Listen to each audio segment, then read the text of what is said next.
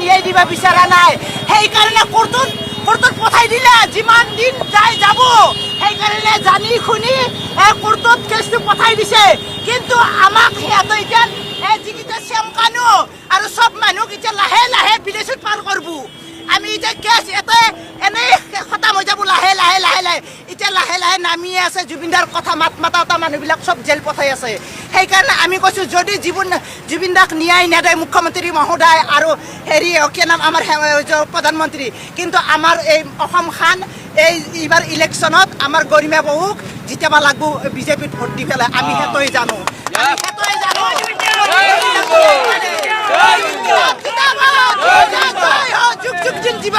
জুবিনদা জীয়াই থাকো আমি বেচাৰীক বহুত দুখ লাগে জুবিনদাক বহুত দুখ লাগে জুবিনদা ইমান ভাল আছিলে আমি জুবিনদাৰ গান দিলে আমি চাৰা কামেৰি জুবিনদাৰ গান শুনি থাকো আমাক জুবিনদাক লাগে এই অসমত দুইবাৰ জানো আমাৰ গৰিমা বৌ ন্যায় যদি জুবিনদাই নাপায় তেতিয়াহ'লে মই ক'ব বিচাৰোঁ আৰু আজি প্ৰধানমন্ত্ৰী ইয়াতে আহিছিল কিন্তু দুটা উদ্দেশ্য যিমানেই নহওক কিন্তু দুটা উদ্দেশ্য এটাতো দলঙৰ উদ্দেশ্যত আৰু এটা আমাৰ জুবিনদাৰ উদ্দেশ্যত কিন্তু জানি শুনি এওঁলোকে কোৰ্টত পঠাই দিলাক কেছটো কোৰ্টত পঠাই এতিয়া লাহে লাহে সিহঁতক বিদেশত পাৰ কৰিব এই শ্যাম কানু ইমান ডাঙৰ বদমাছ এটা গুণ্ডা হয় আৰু বাচাই আছে আৰু জেলত ভাত খুৱাই আছে একাই মাৰিব লাগে ই কৈছিল নহয় জুবিনদাই নেগেলি বোলে সি একাই প্ৰথমতে মাৰিব লাগে শ্যাম কানুক একদম এনেকুৱা নিমখ দি মাৰিব লাগে শ্যাম কানু মহন্তক ৰাখেই নাংগিছিল শ্যাম কানুক মাৰিব লাগে আগতে শ্যাম কানুক মাৰিব লাগে তাৰে পিছতে বাকী গিলা আৰু শ্যাম কানু আৰু সিদ্ধাৰ্থ এইটোক এন্ধক এনেকৈ মাৰিব লাগে আমাৰ হাতত দেখ লেডিছৰ হাতত দেখ তাক এনেকৈ মাৰিম কাটি নিমখ খুমাই দিম আমাৰ জুবিনদাক যেনেকৈ তৰপে মাছি পানীত পেলাই বহুত দুখ লাগে বেচাৰা সেই জুবিনদাক এনেকৈ মাছি আৰু এইটো মুখ্যমন্ত্ৰী কৈছে আমাৰ হেমন্ত ছাৰে জুবিনদাৰ দৰে আমি একবাৰ গান গাই দেখাও না একো কবাই নৰে এই ফটোত জিতি পেলাই এতিয়া হিৰা হৈ গৈছে সোণা ৰূপা হিৰা সেনেকুৱা হৈ গৈছে সৰু সুৰা মানুহৰ কথা নুশুনে চকুৰ আগতে বেচাৰাক পানীত কেনেকৈ মাৰি আছে আৰু কি প্ৰুফ লাগে আৰু জানি শুনি কোৰ্টত পঠাই দিছে কেছটো লাহে লাহে জানো আমাৰ অসমখন জানো পাহৰি যায় জুবিনদাৰ গান জুবিনদাৰ হেৰি সেইকাৰণে আমি কৈছোঁ যদি জুবিনদাক ন্যায় নেদে মুখ্যমন্ত্ৰী আৰু সেই প্ৰধানমন্ত্ৰী তেতিয়াহ'লে আমাৰ এই গৰিমা বহুক এইবাৰ ভোটত ইলেকশ্যনত গৰিমা বহুক যেতিয়া হেৰি মুখ্যমন্ত্ৰী বনাব লাগিব অসমত এইটোৱে জানো আমি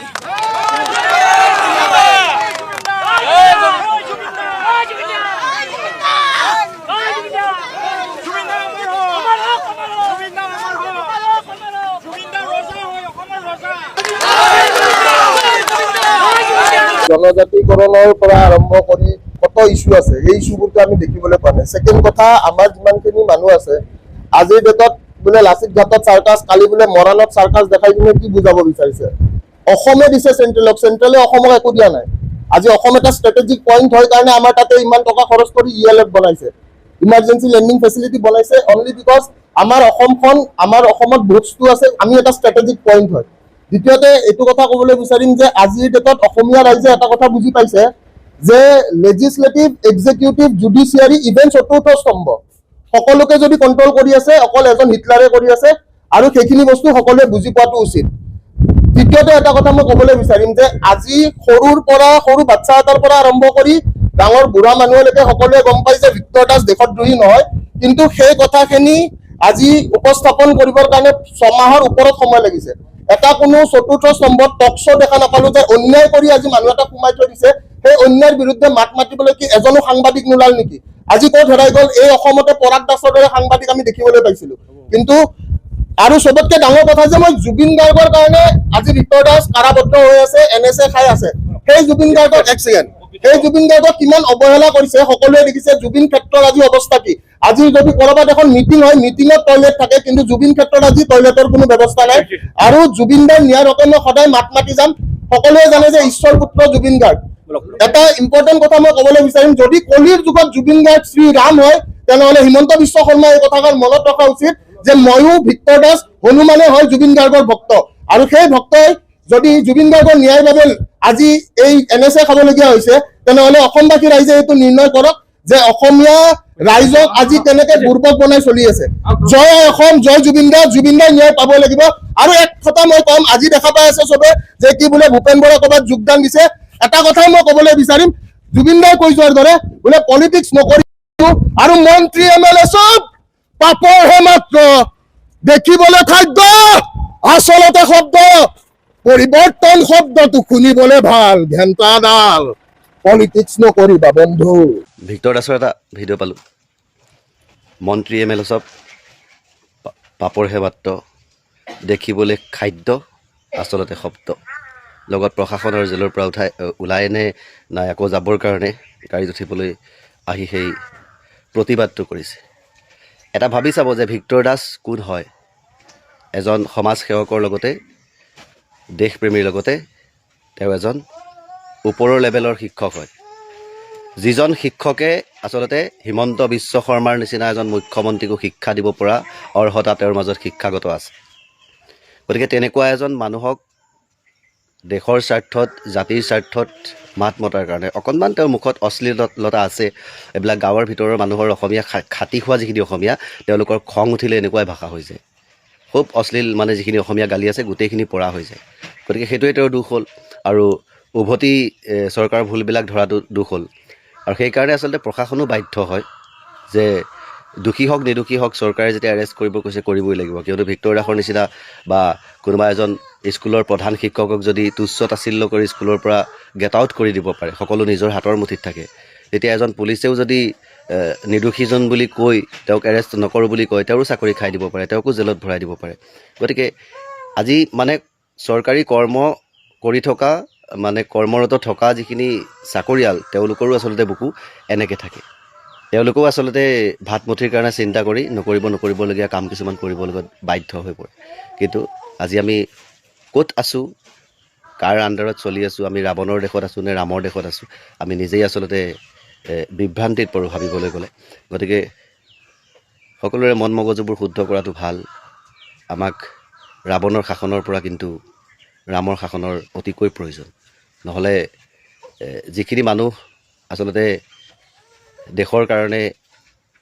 প্ৰাণ ত্যাগ কৰিবও পাৰে সেই মানুহখিনি কিন্তু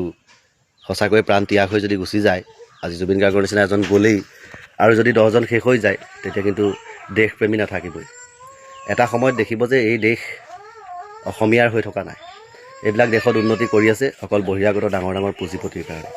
আপোনাক মোক হাজিৰা দিব আৰু তেওঁলোকক ওপৰত তুলি ৰাখিব আজি আপুনি সৰু অপৰাধ এটা কৰক আপোনাক জেলত ভৰাই দিব কিন্তু বহিৰাগত বা ডাঙৰ বিদেশী এজনে কৰক তাক লুকুৱাই দিব কিয় তেওঁলোকৰ পৰা মোটা অংকৰ মাল লৈ আছে লৈ পেলাই আপোনালোকৰ মোৰ একাউণ্টত 1250 টকা 8000 7000 এনেকৈ ভৰাই দি আছে গতিকে সেইকাৰণে আচলতে আপোনাৰ মোৰ কাৰণে কাম কৰা নাই হিন্দু কৰি আপোনাৰ মোৰ মনটোহে ভাল লগাই আছে কিন্তু একাংশ হয়তো ইয়াত অসমীয়াৰ যিটো মানে আমাৰ অস্তিত্ব সেই অস্তিত্বটো আমাৰ পৰা নাইকিয়া কৰি আনক কাৰোবাক দিব খোজা হৈ আছে যেন মোৰ অনুভৱ হয় কিন্তু এটা দিন আহিব এনেকুৱা এটা সময় আহিব যিটো সময়ত আমাৰ অসমীয়া কিছুমান দল সংগঠনে আজি বহিৰাগত হওক বা বিদেশী যিখিনি সকলে ইয়াত ব্যৱসায় কৰি আছে সেইসকলৰ ওচৰত গৈ কিবা এটা চান্দা বিচাৰিছে কিবা এটা অনুষ্ঠানৰ কাৰণে কিন্তু আৰু কেইবছৰৰ পিছত 5 বছৰৰ পিছত আপোনালোকে দেখিব 4 বছৰৰ পিছত আপোনালোকে দেখিব আপুনি ডনেশ্যন বিচাৰি যাওঁতে কিন্তু আপোনাৰ কাণত বন্দুক টোৱাব বন্দুক টোৱাৰ লগে লগে আপুনি সেৱ হৈ উভতি গুচি যাব লাগিব তাৰ পৰা আপুনি অসমীয়া হৈ আপোনাৰ অসমত আপোনাৰ কাম নাহিব আপোনাৰ সংগঠনৰ কাম নহ'ব উভতি গৈ আপুনি থানাত গৈ কেছ এখন কৰিব যে এনেকৈ আমি কালেকশ্যন বিচাৰি গৈছিলোঁ আমাৰ কান্ধত বন্দুক টোৱাইছে আমাক মৰাৰ ধমকি দিছে তেতিয়া থানাৰ পৰা আপোনাক কি ক'ব যে বহিৰাগত ডাঙৰ ব্যৱসায়ীখিনিক চৰকাৰৰ ফালৰ পৰাই নিজৰ জীৱন সুৰক্ষাৰ কাৰণে এটা মাৰানাস্ত্ৰ তেওঁলোকক দান কৰা হৈছে গতিকে অবৈধভাৱে যদি আপোনালোকে কালেকশ্যন কৰিবলৈ যায় আপোনালোকক কিন্তু তাৰ প্ৰত্যুত্তৰ তেওঁলোকে দিব আমি একো কৰিব নোৱাৰিম তেতিয়া আপোনালোকে কি কৰিব এবাৰ নিজে ভাবি চাওক ভৱিষ্যত কি হ'বলৈ গৈ আছে বৰ্তমানৰ অকণমান লোভত অকণমান জিভাত মিষ্টি মিঠা পায় কিন্তু সকলো পাহৰি যোৱাটো ভুল কথা অসমীয়াই হয় অসমীয়াত কেতিয়াও বেলেগ আহি সোমাই পেলাই অসমীয়া জাতিক মজবুত কৰিব নোৱাৰি ধ্বংসহে কৰিব এবাৰ ভালকৈ ভাবিব কিয়নো মোৰ জাতিটো বৰ্তমান সময়ত গোটেই বিশ্বত তুচ্ছ তাচ্ছিল্য হৈ আছে গোটেই বিশ্বত ভিক্ষাৰী জাতি হিচাপে পৰিচয় হৈ আছে যে ইমান ডাঙৰ জেং কৰাৰ পিছতো দুটামান টকা দি দিলে অসমীয়া জাতি চুপ হৈ যায় নিমাত হৈ যায় কিয়নো জাতিটো হৈছে টকাৰ লোভীয়া জাতিটো হৈছে অৰ্থহীন অৰ্থ নথকা এটা জাতি অকণমান অৰ্থ পাই গ'লেই তেওঁলোক আচলতে যেনেকুৱা যি নহওক চুপ হৈ যায় গতিকে পইচা থাকে বেইচাৰো থাকে গতিকে পইচাৰ কাৰণে নমৰিব টকাৰ কাৰণে নমৰিব টকা আপুনি কষ্ট কৰিলে আপুনিও উপাৰ্জন কৰিব পাৰিব। কোনোবাই দিনটোত 100 টকা ঘটিছে, কোনোবাই 1000 টকা ঘটিছে, কোনোবাই এটা দিনত লাখ টকাও ঘটিছে। গতিকে টকা ঘটাৰ লাইন আছে, সুবিধা আছে, সেইমতে টকা ঘটক। এই চৰকাৰ অহাৰ পিছত কিন্তু বহুত দুখীয়া মানুহো কৰোৰপতি হৈ গ'ল। 2 নম্বৰী ব্যৱসায়বিলাক মানুহক দেখুৱাই পেলাই বন্ধ কৰি থৈছে, কিন্তু তলে তলে সেইবিলাক ব্যৱসায় চৰকাৰেই কৰি আছে কিছুমান মানুহক লগত লৈ। সেইবোৰ মানুহ কৰোৰপতি হৈ গৈছে। গতিকে যিখিনি চৰকাৰৰ লগত লাগি থকা মানুহ তেওঁলোকক সেই তেনেকুৱাবিলাক বিচাৰক, পাব সুবিধা। কিয়নো আজি যিটো বস্তু আজি আমি গাহৰিটোৰ কথাই কওঁ, গাহৰিটো মোৰ হিন্দু ধৰ্মৰ সনাতন ধৰ্মত ক'তোৱেই খাবলৈ লিখা নাই। জীৱ হত্যাই মহাপাপ। গাহৰিটো দূৰৰ কথা, এটা অপবিত্ৰ জীৱ হয় সি তাক খাই পেলাই যদি কোনোবা মানে ভিতৰত সুমুৱাই দিয়ে মাংসটো, সেই ভিতৰখন অপবিত্ৰ হৈ যায়। কিন্তু আমাৰ একাংশ কোচ কলিতা মানুহে বাহিৰত বনাই পেলাই খাই ভিতৰলৈ সোমায়, কিন্তু পেটত লৈ ভিতৰলৈ সোমাই গুচি যায়। পেটৰ ভিতৰত থাকিলে অপবিত্ৰ নহয় বাৰু, একো নাই, সেইটো কথা নাই। কিন্তু সেই খাব নোপোৱা বস্তুটো কিন্তু এতিয়া সমাজত অপেন হিচাপে বিকে। কোনোবা হিন্দু মানুহেও গাহৰিটো দেখিব নোখোজে, বামুণেতো খাবই নাপায়, কিন্তু এতিয়া বামুণে উচতাই দিয়ে যে গাহৰি আপোনালোকে ব্যৱসায় কৰক আৰু বিকক।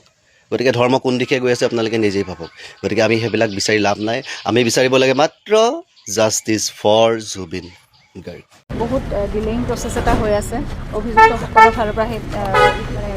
ডিফেন্সৰ লয়াৰসকলৰ ফালৰ পৰা সকলোৱে কি ধৰণে তেওঁলোকে চেষ্টা কৰি আছে বা কি মনোবৃত্তি লৈ এনেকুৱা ধৰণৰ কাম কৰি আছে নাজানো, কিন্তু তেওঁলোকৰ মানে অভিসন্ধি যেন এটা ভাৱ হয়, খুব অভিপ্ৰায় এটা লৈ আছে চাগে। আৰু সেইকাৰণে বস্তুবোৰ আমাৰ ফালৰ পৰাতো প্ৰজিকিউটৰ সম্পূৰ্ণ সদায় দেখিছোঁ সাজু হৈ আছে। তেওঁলোকে সদায় সঠিকভাৱে উত্তৰ দিছে বা আৰ্গিউ কৰিছে। আজিও বহুত ষ্ট্ৰংলি তেওঁলোকে আৰ্গুমেণ্ট যিখিনি কৰিব লাগে কৰিছে। এতিয়া কৰোনাৰ্ছৰ ৰিপৰ্টো বিচাৰি পেলাই আনন্দ মিশ্ৰা যিজন সিদ্ধাৰ্থৰ লয়াৰ, তেওঁ সেই কথাটোক লৈ পেলাই লাগি থকা দেখিলোঁ শেষলৈকে। কিন্তু যিহেতু কামাৰ ছাৰে বুজাই কৈছে যে ইয়াতে অসমতে এইটো অভিসন্ধি হ'ব লাগিব, অসমতে এই ষড়যন্ত্ৰটো ৰচনা হ'ব লাগিব, আৰু এতিয়া সেইটোৱেই আইন যে বাহিৰত যদিও তেওঁলোকে এক্সিকিউট কৰিছে, কিন্তু এই গোটেই প্ৰক্ৰিয়াটো আৰম্ভ হৈছে অসমত। গতিকে গোটেই যিটো ক্ৰাইম সেইটো অসমতেই হৈছে, অসমৰে বুলি সেইটো ধৰণে বিচাৰটো আচলতে হ'ব লাগে। আৰু তেখেতসকলৰ হাতত বা SIT অসম পুলিচে যিমানখিনি নথি পত্ৰ যি দিব লাগে প্ৰমাণ সাক্ষ্য সকলোবোৰ তেওঁলোকে দাখিল কৰিছে। তাৰ ওপৰতো ইমান দীঘলীয়া এটা প্ৰক্ৰিয়া তেওঁলোকে কৰিবলৈ চেষ্টা কৰি আছে। সেইটোৱে আমি মানে অলপ সন্দিহান হৈ আছোঁ মনত, অলপ নহয় ভালকৈ, যে ইয়াত নিশ্চয় কিবা এটা অভিসন্ধি আছে। আৰু নহ'লে যদি তেওঁলোকৰ একো নাথাকিলেহেঁতেন তেওঁলোকে বিচাৰটো চিধা কৰিলেহেঁতেন, কিন্তু এনেকুৱা দীঘলীয়া কৰি থকাৰ নিশ্চয় কিবা এটা একেটাই কাম কৰি আছে। গতিকে আজিও ৰাতিপুৱা আছিলে, কিন্তু আপুনিও এবাৰ আহি উভতি যাবলগীয়া হৈছে। আমি 10 বজাতে 10:30 বজাৰ পৰা হ'ব বুলি আমি আহি পাইছোঁ। তাৰপিছত তেওঁলোক সাজু হোৱা নাই বুলি 12:30 বজাৰ কথা ক'লে, আমি আহি পালোঁ। আকৌ লাঞ্চ ব্ৰেক দিলে। তাৰপিছত 2 বজাৰ পৰাহে আনন্দ মিশ্ৰ আহিছে। গতিকে তেওঁলোকে তেতিয়াৰ পৰাহে ভালকৈ আৰম্ভ কৰিছে। এনেকুৱা ধৰণৰ এই দীঘলীয়া প্ৰক্ৰিয়াবোৰ কিয় কৰিবলৈ চেষ্টা কৰি আছে, তাত মানে আমাৰ সকলোৰে সন্দেহ আছে। আৰু এই বস্তুবোৰে যাতে আমি ভাবিছোঁ এতিয়া এনেকৈ চলি আছে, 2-এদিনকৈ সময় দি আছে, আৰু কি ধৰণে কোনটো সময়ৰ পিছত কি কৰিবলৈ তেওঁলোকৰ মনত কি অভিপ্ৰায় লৈ আছে সেই কথাটোৱে ডাঙৰ কথা। আৰু যদি কিবা আশ্বাস ক'ৰবাৰ পৰা পাইছেও এই অভিসন্ধিবোৰ সফল নহওক, সেইকাৰণে আমি অসমৰ ৰাইজ এতিয়া সজাগ হ'ব লাগিব। আমি সকলোৱে কোনো ধৰণৰ যাতে অভিসন্ধি বা অভিপ্ৰায় কেতিয়াও সফল নহওক। 5 মাহ পাৰ হৈ গ'ল, কালি 5 মাহৰ তিথি বিভিন্ন পাৰ হৈ গ'ল, 6 মাহত সোমালেহি। গতিকে এনেকৈ আৰু কিমান দিন আমি ক্ষিপ্ৰতৰ হোৱাটো বিচাৰিছোঁ, আৰু সদায় কৈ আহিছোঁ এইটো কথা যে বিশেষ আদালতখন আমাক লাগে এতিয়া, আৰু খুব একদম আটাইতকৈ বেছি প্ৰয়োজনীয় কথা, বিশেষ আদালতখন লাগে। ক্ষিপ্ৰতৰভাৱে আমাৰ বিচাৰ হ'ব লাগে, আৰু ৰায়দান সোনকালে হ'ব লাগে। গোটেই কনস্পিৰেচিটো গুৱাহাটীত কৰি তেওঁক তাতে মদ খুৱাই তাতে পানীত এৰি দিছিল, সেইকাৰণে তেওঁক তাতে মাৰ্ডাৰ কৰা হ'ল। আৰু এইটো এটা পৰিকল্পিত হত্যা, যিটো ৰচা হৈছিল গুৱাহাটীত আৰু এক্সিকিউট কৰিছিল ছিংগাপুৰত। That was pointed out to the court. কোৰ্টে সেইখিনি নটিং কৰিছে। এতিয়া অৰ্ডাৰ দিব অহা 2 মাৰ্চত। মোতকৈ বেছি মোৰ কৰ্মখিনিক, মোৰ সৃষ্টিখিনিক মানুহে মনত ৰাখিলে বেছি ভাল পাম, কাৰণ মানুহৰ লাইফটো ফ্ৰেজাইল হয়। আমি বেছি দিন নাথাকোঁ, অলপ দিনৰ কাৰণে আহিছোঁ, ভাল কাম কৰি যাম। মানুহৰ ভালৰ কাৰণে, মানুহৰ ৰাইজৰ কাৰণে কাম কৰিম, অসমৰ কাৰণে কাম কৰিম। সেইখিনি মনত ৰাখিলেই হ'ল, সেইটোৱে কামনা কৰোঁ। असम की मिट्टी आपकी गूंज अभी जगी है, सिंगापुर की लहरों में सितारा हमने खोया है। कुत्तों ने खा गए आपकी मेहनत का ताज, किला हरामी लोगों ने छीन ली हमसे आपकी आवाज। हर वीडियो और तस्वीर में आपकी लाचारी है, अब सच को दबाना किसी के बस की बात नहीं है। डॉक्टर ने कहा कमजोर है, पानी और आग से संभालो इसे, पर लहरों में बिना जैकेट क्यों छोड़ा उसे। हर गीत, हर हंसी, हर सपना चुराया गया हमसे, फिर भी यादों में आप हमेशा जिंदा रहेंगे। सोशल मीडिया पर सच उभर आया, वीडियो क्लिप्स ने राज दिखाया, किसके हाथों में छुपा है ये काला राज। हर दिल में गूंजती है आपकी पुकार। असम से सिंगापुर तक आपकी कहानी सुनाएंगे हम, कुत्ते केला हरामी अब क्यों फरार है सब। उन कुत्तों को जनता के हवाले कर दो, जनता करेगी उनका इंसाफ। सच्चाई के बिना न थमेगा ये संग्राम।